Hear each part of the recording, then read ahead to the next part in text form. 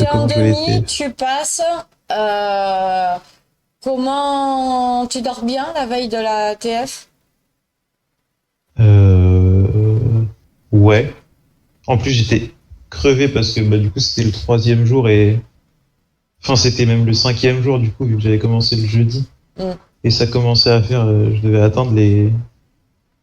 Pas loin des 40 heures de poker en 3-4 jours. Enfin, en 5 jours. Ouais. Même en 3 jours, en soi, parce qu'on jouait plus de 10 heures par jour en moyenne, je crois.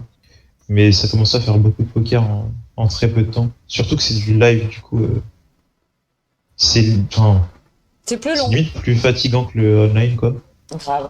Déjà, c'est plus long et ensuite, ben, on n'a pas 80, enfin, on n'a pas 80 trucs à faire en même temps, quoi, du coup. C'est assez particulier,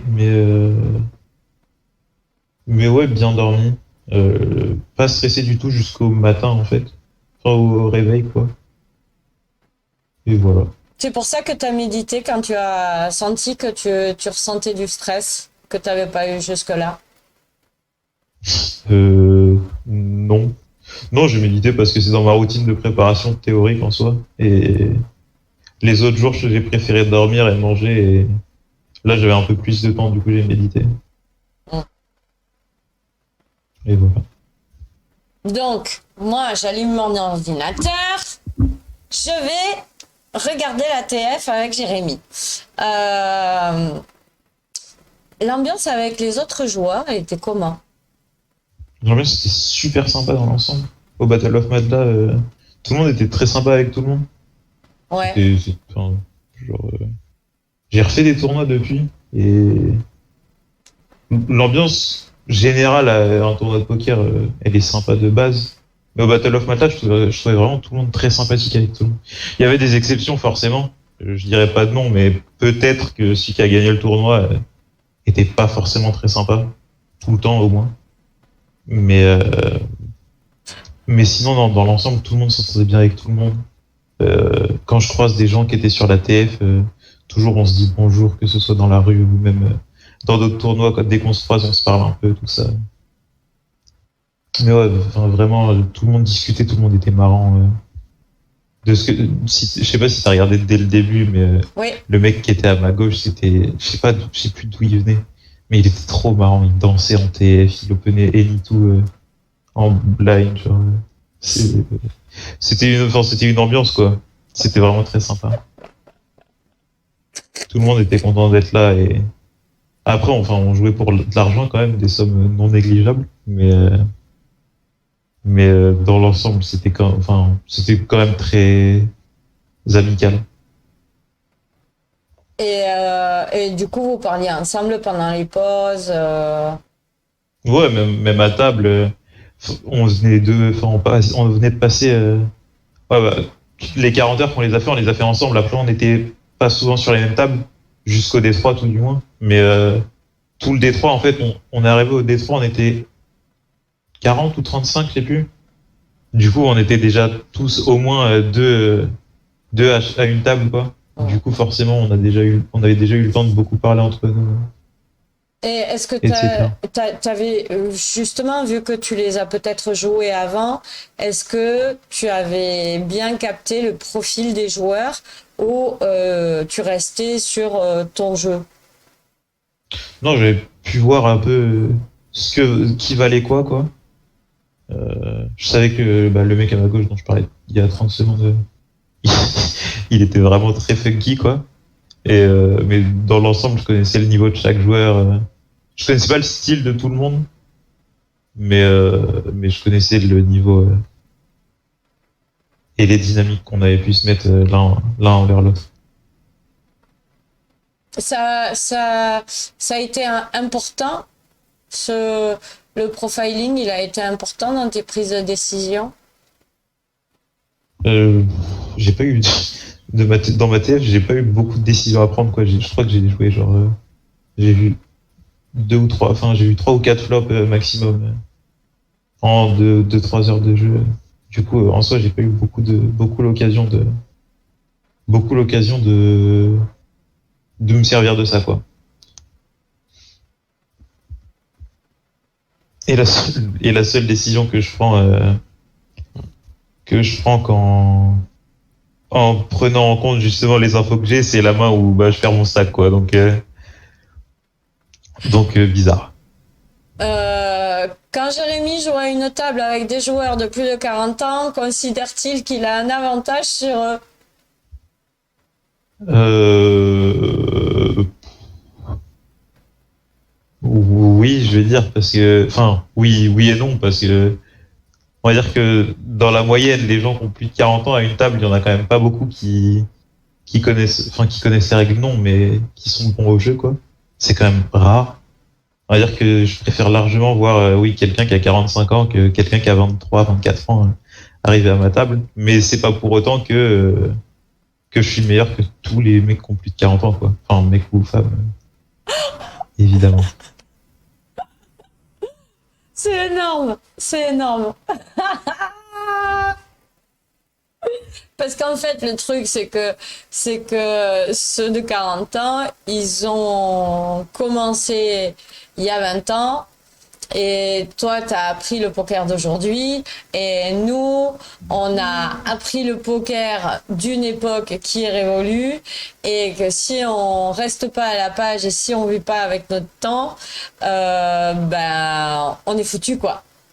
Non, c'est même pas forcément ça. Genre, c'est plus que des joueurs récréatifs qui sont prêts à mettre 555 euros sur un tournoi. Des mecs de 20 ans, enfin de 20 ou 25, 30 ans, il y en a beaucoup moins que des gens qui ont 40 ans plus, quoi. Ouais, c'est vrai. Enfin, après, les gens qui connaissent les règles déjà en live, enfin en live, les joueurs récréatifs ouais, c'est souvent autour de 40 ans plus, quoi. Ouais, parce C'est ils ont enfin, les beaucoup moyens de plus. s'amuser. Pour eux, c'est un jeu. Ouais, c'est ça. Alors que des gens de 20, 25 ans, 30 ans, c'est quand même, en proportion, c'est quand même beaucoup plus souvent des joueurs réguliers, voire des joueurs professionnels, quoi. Ouais, mais il y a des joueurs de 40 ans qui sont professionnels. Oui, oui, non, mais c'est pour ça que je dis que je considère pas que j'ai un edge dès que je sais que la personne a 40 ans, quoi. C'est vieux 40 ans pour toi. Non, non, pas du tout. Enfin, pas du tout. C'est pas l'âge forcément qui fait la vieillesse de la personne. Quand toi, Péfort, tu as commencé le poker, appris le poker, et quand tu vois comment Jérémy a commencé le poker et continue à apprendre le poker, ça n'a rien à voir ou il y a quoi comme différence entre les deux? Bah, déjà, quand moi j'ai commencé le poker, il n'y avait pas l'online, quoi. J'ai commencé en live dans des parties, comme je racontais la dernière fois, qui n'ont rien à voir avec ce qui existe aujourd'hui, des choses qui n'existent plus. Moi, j'ai commencé le poker en 95, le poker online a débarqué en 2002-2003, donc tu peux pas, faut comparer ce qui est comparable. J'ai commencé le poker en 95, j'avais 23 ans. Jérémy, il joue au poker depuis qu'il a 2 ou 3 ans et il joue alors en argent réel depuis qu'il a 18 ans. Donc déjà, il y a une différence. Ouais. Après, moi, quand j'ai commencé le poker, bah, j'avais une expérience de sportif de haut niveau qu'il n'a pas derrière lui parce qu'il n'a pas eu le temps de se faire ça, évidemment. Et Mais j'étais joueur e-sport quand même, en ouais, partie. enfin, oui, mais t'étais pas pro. Oui, mais bon. Et puis le niveau surtout était pas du tout le même. Enfin, moi quand je jouais au poker, quand j'ai commencé les 15 premières années de ma carrière, hein, enfin les 15 premières années où j'ai joué au poker, et ce sont les années dans lesquelles j'ai gagné certainement le plus d'argent. Bah, il y a personne, et les gens avaient le niveau que tu as à l'OMA, quoi. Voilà, c'est à peu près ça, quoi. Donc, je te fais pas de dessin. Ouais. Et moi, je connaissais les règles, donc j'avais un gros aide sur tout le monde, en fait. C'est ça. Ouais, non, c'est complètement un autre monde. Aujourd'hui, quelqu'un qui bosse pas, même avec le niveau de Jérémy, s'il s'arrête de jouer 6 mois, on va dire, sans bosser, bah, tu perds tout de suite tu perds tout de suite le niveau parce que les gens progressent très très vite. Ils ont énormément de coachs, ils ont énormément d'outils, ils ont énormément de choses. Là, Jérémy, il a parlé de pas mal de choses que nous, on n'a jamais connues, tu vois. Enfin, que même moi qui joue encore aujourd'hui, je n'utilise pas parce que moi, la GTO, je l'utilise pas parce que je suis pas né dedans. Jérémy, il est né dedans, tu vois. Donc, enfin, il est pas né dedans, mais il a commencé à jouer dedans et aujourd'hui, tout le monde utilise des GTO et du coup, il pense complètement différemment de nous. En fait, Ah C'est ben là moi que tu vois la je connais la GTO grâce à un streamer Dr Let's Try, tu vois. Je dis mais c'est quoi ce truc? Et il y avait pas ça, il y avait pas ça il y a quelques années, il y avait pas ça quoi. Et maintenant ça fait partie de l'apprentissage bateau quoi. Je compare toujours ça tu prends le meilleur joueur de tennis au monde aujourd'hui, tu prends Nadal aujourd'hui, et tu prends Pete Sampras à son meilleur niveau il y a 15 ans, et tu le fais jouer contre Nadal aujourd'hui, et Sampras il y a 15 ans, même quand il était numéro 1 mondial et de très loin le meilleur joueur du monde, il prend 6-1, 6-0 contre Nadal aujourd'hui, quoi.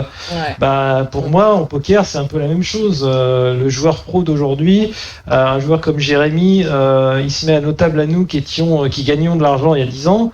Bah, on va jamais toucher terre. Enfin, ils vont avoir un niveau de pensée où on va se faire ouvrir. Je précise à 2 cartes. Je précise toujours tant qu'il reste à 2 cartes. Si tu sors un peu de leur sentier battu, c'est différent. Mais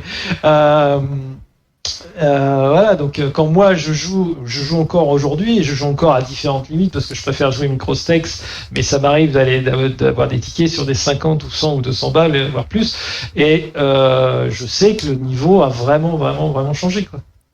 Tu fais du Ouais, une sport, époque, Jérémy? comment? Tu fais du sport, Jérémy? Euh, Normalement, oui, mais j'ai passé une année là, enfin la première année à Malte, sans en faire autant que souhaité, on va dire. Et c'est quoi une journée type d'un joueur pro de poker dans une structure? Hmm. Et bah déjà, il y a les jours avec coaching et les jours sans coaching. Du coup, enfin, quand il y a coaching, le coaching devient forcément l'élément principal de la journée. Il y a Parce que t'es obligé d'y être, quoi. Enfin, t'es obligé, non, mais t'es là pour ça, quoi, quand même. Euh, mais du coup, on va dire une journée classique, genre grind le soir et sans coaching, c'est réveil. à quelle heure? Donc, c'est très variable. Enfin, chez ABC, on a des mecs qui se lèvent des joueurs MTT, on en a qui se lèvent à 10h tous les matins et d'autres qui se lèvent à 14h tous les matins, quoi. Ouais. Enfin, C'est ça, pas non, mais 14h, j'exagère peut-être un peu, mais les 13h du matin, c'était mon ancienne vie, ça. 13h du ouais, matin. bah c'est toujours d'actualité chez une bonne partie des joueurs de MTT.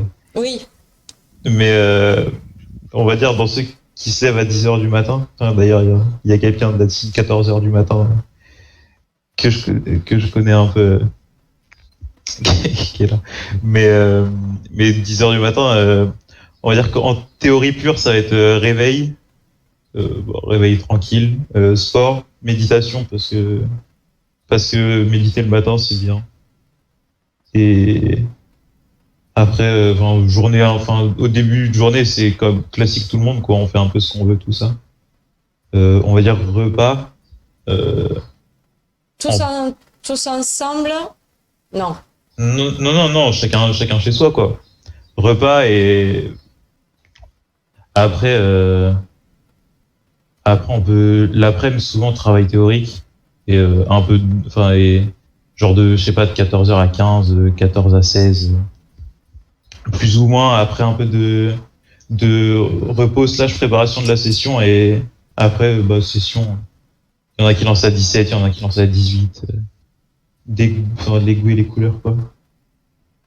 Donc, en fait, tous les jours, réveil entre 10 et 14 heures en fonction des sessions ou des joueurs. Ouais, ça des joueurs ouais. psycho. Après, on se prépare, on médite. Tout le monde médite, tout le monde joue le jeu. Non, Non. il y a pas grand monde qui médite en vrai. Le sport, Oh. c'est plutôt chez toi ou il y a une structure chez ABC pour vous motiver à Non, faire non, du sport ensemble? c'est chacun individuellement. Il y a des fois des choses qui sont organisées pour que tout le monde fasse un peu de sport, mais c'est quand même majoritairement de l'individuel. Et les coachings, c'est tous ensemble en fonction du niveau, mais Il y a un peu, enfin, il y a des coachings de groupe et il y a des coachings individuels. et vous avez à peu près le même niveau. Vous avez tous autour de 21 ans. Non, dans les joueurs MTT, on va de 21 à 33. Oh, il y a un vieux de 33 ans quand même. Ouais, le vieux, sérieux, il va. Ouais, c'est vrai qu'il est vieux. C'est vrai, faut dire ce qui est. Mais Mais mais ouais, non, enfin, il n'y a pas de groupe de niveau ou quoi, parce que je crois qu'il y en a.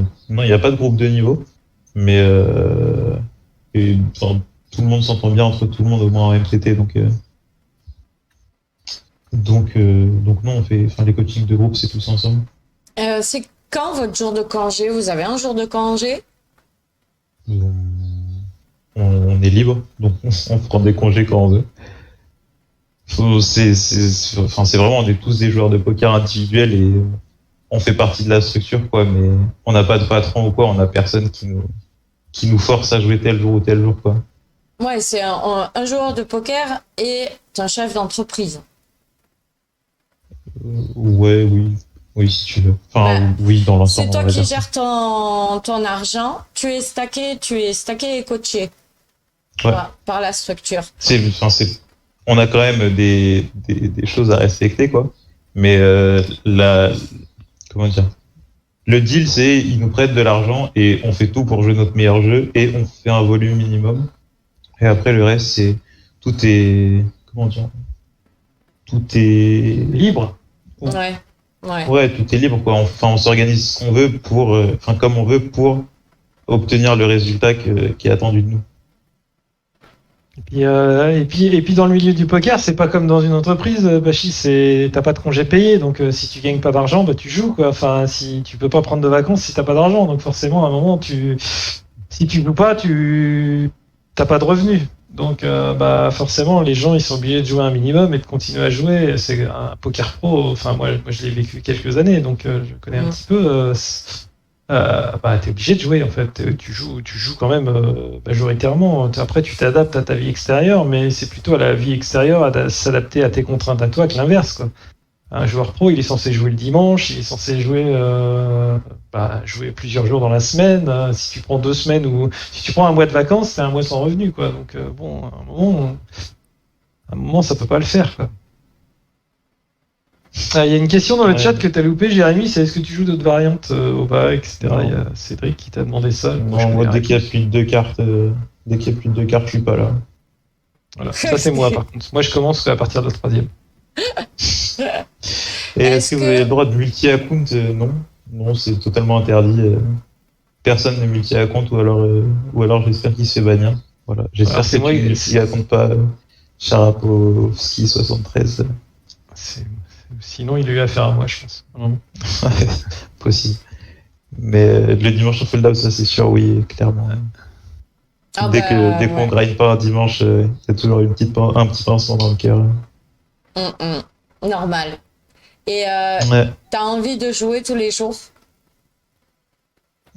Alors, non. Comment dire non. Non, non, beaucoup, enfin, plus par période. Il y a des périodes où, pas je me force à jouer, mais où je joue un peu parce que c'est mon métier maintenant. Et gagner de l'argent, ça fait plaisir. Mais il y a des périodes où je joue pour gagner de l'argent et il y a des périodes où je joue pour jouer au poker. Ouais. Et les périodes où je joue pour jouer au poker, je vais pouvoir envoyer genre 600 games en 2 semaines. Et les périodes où je joue pour gagner de l'argent, c'est un peu plus compliqué. Et t'envoies combien de games justement? Là, ça dépend des périodes. Je sais que quand je suis arrivé à Malte au début, tout se passait pour le mieux et du coup, tout le monde était super motivé. Et j'ai envoyé genre 2000 games en 2 mois, je crois, un truc comme ça. Enfin, ou 1500 games en 2 mois. Genre un volume qui est vraiment insane. Mais j'ai eu des périodes de moins bons où il y a eu un peu moins de volume d'envoyer. J'ai pas les chiffres exacts, mais où il y a eu moins de games, quoi. Et d'être arrivé dans cette structure, en fait, ça t'a fait devenir rigoureux ou tu l'étais avant ou est-ce que tu t'attendais à autant de rigueur? Parce qu'on le sait, le poker, c'est de la rigueur. Est-ce que tu étais rigoureux avant ou est-ce que par rapport à la rigueur, on en est où? On va dire que normalement, dans la vie de tous les jours, je suis assez carré.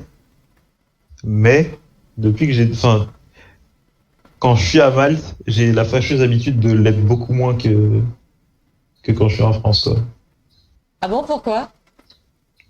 Je sais pas, peut-être que le fait que chaque fois que je venais à Malte, c'était en vacances et j'ai eu du mal à me décrocher de cette idée et tout. Peut-être que ça y joue, quoi. Mais, Ben, ouais, et ça fait 1 an que tu vis à Malte.